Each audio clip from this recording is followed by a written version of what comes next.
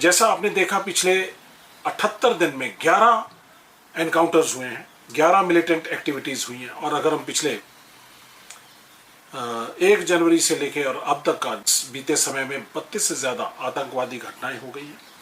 और सबसे बड़ी दुख की बात यह है कि जो एक साउथ कश्मीर को जिसको हॉटबेड माना जाता था मिलिटेंट एक्टिविटीज़ का, एक ये नया ट्रेंड जो चालू हुआ है कि जम्मू रीजन के अंदर जिस तरह से टेररिस्ट एक्टिविटीज़, मिलिटेंट एक्टिविटीज़ बढ़ती जा रही हैं, कठुआ में, सांबा में, डोडा में, किश्तवाड़, डोडा तकरीबन हमारा एक हॉटबेड बनता जा रहा है। जिस तरह से पिछले कुछ समय के अंदर जो आतंकवादी घटनाएं हुई हैं, कठुआ, सांबा, पुंछ, राजौरी, ये वाला इलाका जो है ये इन्फिल्ट्रेशन का पाकिस्तान से जुड़ा हुआ रास्ता है।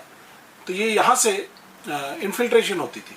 अब वो इन्फिल्ट्रेशन करके वो साउथ कश्मीर की तरफ, वैली की तरफ जाया करते थे। अब ये डिफरेंट ट्रेंड जो चालू हुआ है कि वो नीचे से होते हुए, कठुआ से होते हुए, डोडा, किश्तवाड़, उस तरह से कह सकते हैं कि ईस्टर्न फ्रंट से कश्मीर में किस तरह से वो एक्टिविटीज़ अपनी चालू कर रहे हैं। ये एक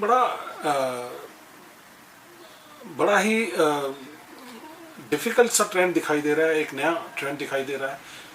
मुझे याद है 2004 और 2004, 5, 6, 7 के अंदर जिस तरह से हमारी सेनाओं ने एक कंसोलिडेटेड अटैक्स और कंसोलिडेटेड ये काउंटर इंसर्जेंसी ऑपरेशंस किए थे, जिसके तहत जो पुंछ राजौरी का जो इलाका है, खासकर वो गुजर बेल्ट है, वहाँ पर उन्होंने किस तरह से इनको टेररिस्ट को लोकल सपोर्ट के साथ एलिमिनेट किया था। एक सिविल डिफेंस का सिस्टम तैयार किया गया था जो कि मिड 90s के अंदर तैयार किया गया था।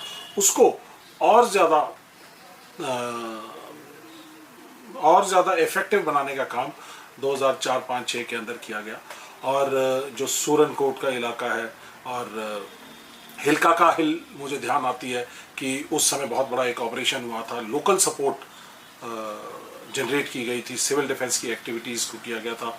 तो वहाँ पर हमने काफ़ी सफलता प्राप्त की और जो टेररिस्ट एक्टिविटीज़ थी उनको बिल्कुल एलिमिनेट कर दिया गया था। और इसी तरह से डोडा और किश्तवाड़ जो है का इलाका पूरी तरह से सैनिटाइज हो गया था।